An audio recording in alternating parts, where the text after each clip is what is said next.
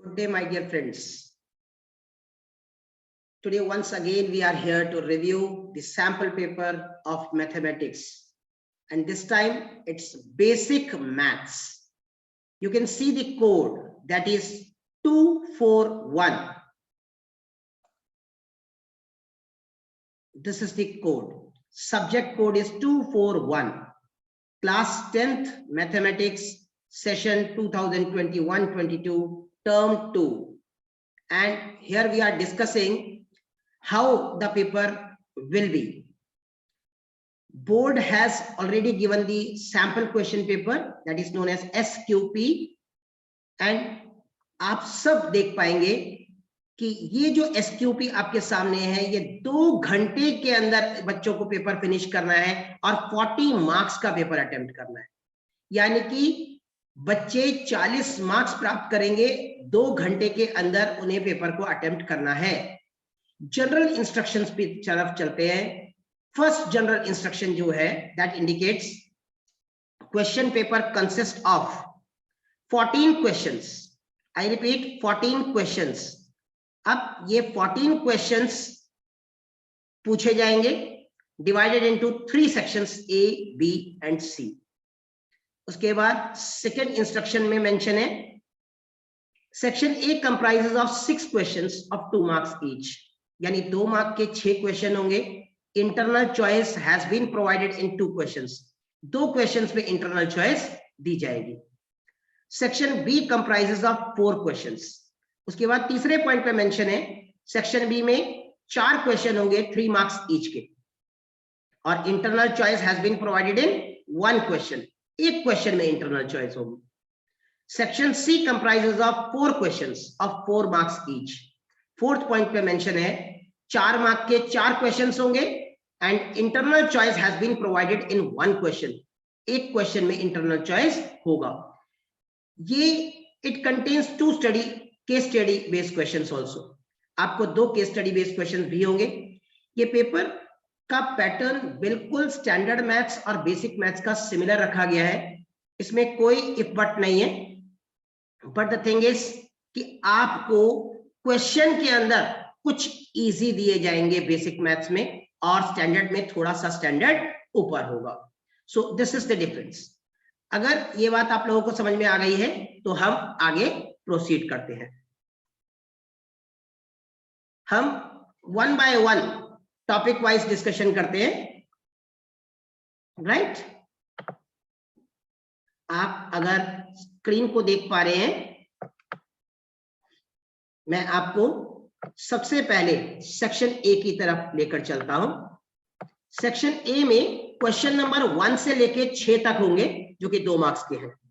और आपके सामने क्वेश्चन 1 है, find the roots of quadratic equation 3x² - 7x - 6 = 0। और में उसके चॉइस का क्वेश्चन है, find the value of k for quadratic equation which has real and equal roots. यानी कि ये दोनों क्वेश्चन क्वाड्रेटिक इक्वेशन के हैं, और क्वाड्रेटिक इक्वेशन टॉपिक में आपको इंटरनल चॉइस दे दी गई है 2 मार्क के क्वेश्चन में। उसके बाद question number 2, 3 cubes of volume 64 centimetre cube are joined. ये आपका सरफेस एरिया एंड वॉल्यूम का पार्ट है, और आप देखिए इनिशियली पहली एक्सरसाइज से ही निकालकर क्वेश्चन रख दिया गया है। सो ये 2 मार्क का क्वेश्चन, बेसिक में ये एक प्लस रहेगा कि क्वेश्चंस आसान पूछे जाएंगे, बच्चों को समझ में जल्दी आ जाएगा। क्वेश्चन नंबर 3 में आप देख पा रहे हैं, inter house cricket match was organised by a school, distribution of runs made by a student is given below, find the median run scored. ये अगेन क्लास इंटरवल और फ्रीक्वेंसी देकर आपसे मीडियन का क्वेश्चन पूछ लिया गया है, और मीडियन के इस क्वेश्चन को 2 मार्क का बनाया गया है। Question number 4, find the common difference of AP 4, 9, 14। इस तरीके से मेंशन है, if the first term changes to 6 and common difference remains same then write the new AP। अब आपके सामने इस तरह से 2 क्वेश्चन की फॉर्म बनाई गई है, और इट्स इजी वन। और अगर आप ध्यान से देखें, कॉमन डिफरेंस तो सामने बच्चे को देखकर ही पता लग रहा है कि सर 4 और 9 लिखा है, तो A2 - A1 9 minus 4 5 is the common difference. बच्चा बहुत इजीली स्कोर कर सकता है। पहले पॉइंट के बाद दूसरे में कहा फर्स्ट टर्म चेंजेस टू 6, पहला टर्म 6 हो गया और कॉमन डिफरेंस सेम रहेगा, यानी कि 5 ही कॉमन डिफरेंस रहेगा, यानी 6, उसके बाद 6 प्लस 5 11, उसके बाद 11 प्लस 5, आपको ऐसे ऐड ऑन करके एपी को न्यू एपी मेंशन कर देना है। तो ये एक और एपी का क्वेश्चन आपके सामने मेंशन है, यानी अरिथमेटिक प्रोग्रेशन का। उसके बाद क्वेश्चन नंबर 5, दोबारा एक और बात स्टैट्स का पूछा गया।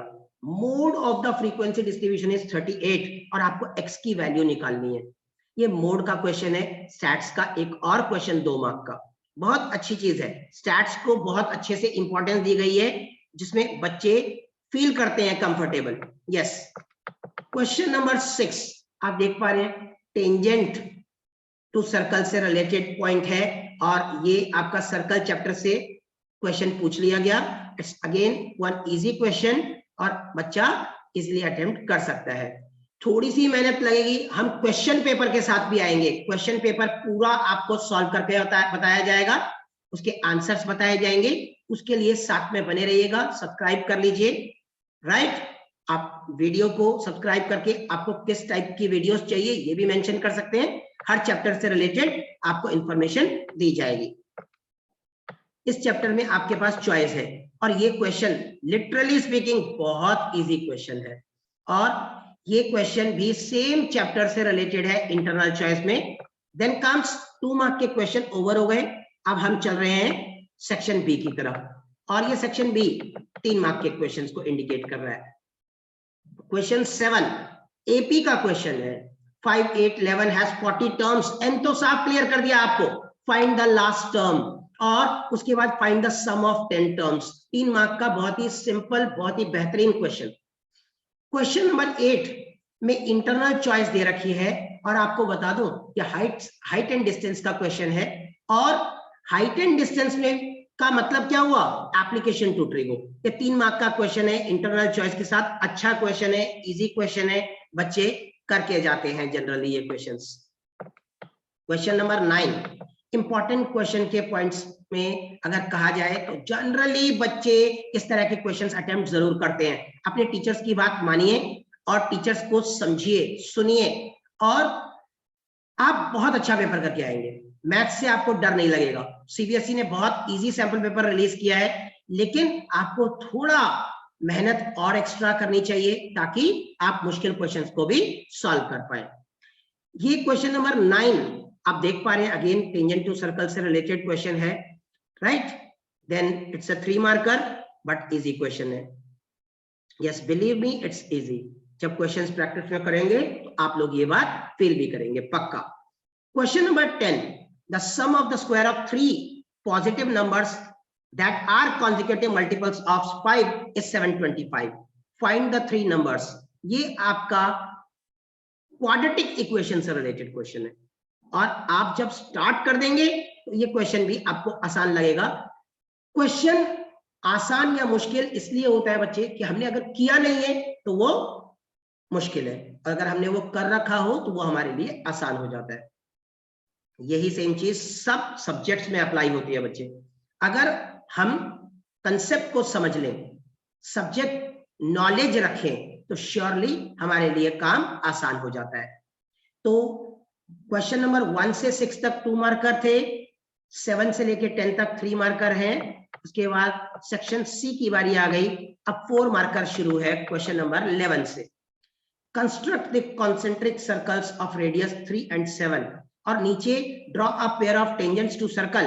आप देख पा रहे हैं, ये आप चाहे कंस्ट्रक्शन कह लीजिए, मैं तो कह रहा हूं कि सर्कल चैप्टर में भी ये क्वेश्चन नजर आ सकते हैं। यस, टेंजेंट टू सर्कल का क्वेश्चन है नीचे और ऊपर कॉन्सेंट्रिक सर्कल्स कंस्ट्रक्शन से रिलेटेड है।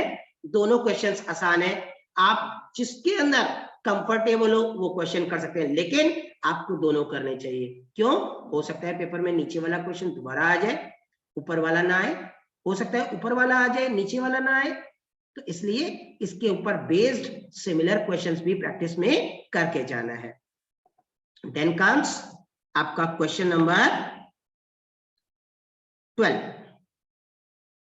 क्वेश्चन 12 में the following age wise chart of 300 passengers flying from Delhi to Pune is prepared by the airline staff. Age दे रखा है, लेस देन सीरीज दे रखी है और नंबर ऑफ पैसेंजर्स दे रखे हैं। यहां एक इंपॉर्टेंट पॉइंट है, बच्चा इसे फ्रीक्वेंसी मान के पूरा क्वेश्चन कराता है, जबकि ये आपको सीएफ प्रोवाइडेड है, क्यूमुलेटिव फ्रीक्वेंसी, क्योंकि लेस देन सीरीज दे रखी है। तो फ्रीक्वेंसी आपको पहले कैलकुलेट करनी है और उसके बाद आप मीन निकाल पाएंगे। तो मीन यानी कि स्टैट्स का क्वेश्चन है, बट थोड़ा सा दिमाग लगाने वाला है, यहाँ समझदारी की जरूरत है। प्रैक्टिस में हम लोग देखेंगे। आप लोग सब्सक्राइब कर लीजिए, शेयर करिएगा। मैं आप लोगों को वीडियोस लेकर आऊंगा ताकि आप क्वेश्चंस की प्रैक्टिस करें, और इस तरह के बहुत सारे क्वेश्चंस मैं आपको प्रैक्टिस करा दूंगा। Then comes question number 13. Lighthouse is a tall tower with light near the top. ये इस तरीके से आपको प्रोवाइड कर रखी है इंफॉर्मेशन, और इस इंफॉर्मेशन को देखते ही पता लग रहा है कि ये एक हाइट एंड डिस्टेंस का क्वेश्चन है।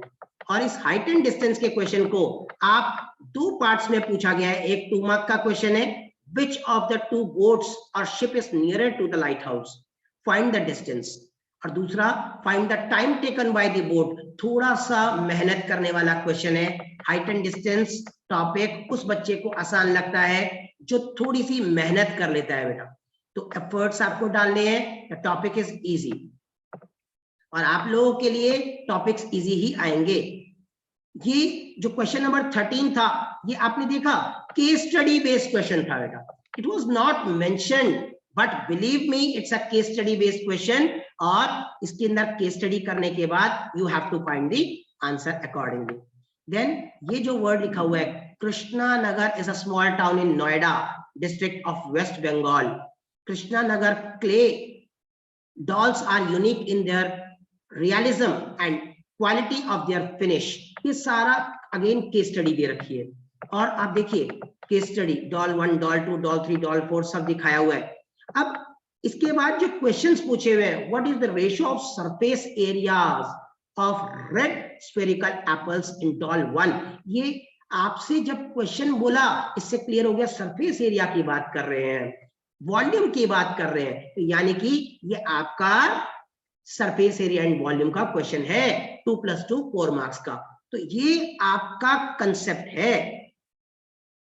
मैथ्स के अंदर आपका बेसिक मैथ्स जो है वो पेपर भी, मैं ये कहूंगा 85 to 90% पेपर स्कोर करना बहुत आसान है, लेकिन 90% से ऊपर स्कोर करने के लिए आपको एफर्ट्स करने पड़ेंगे, और उसके लिए आपको मेहनत करनी पड़ेगी।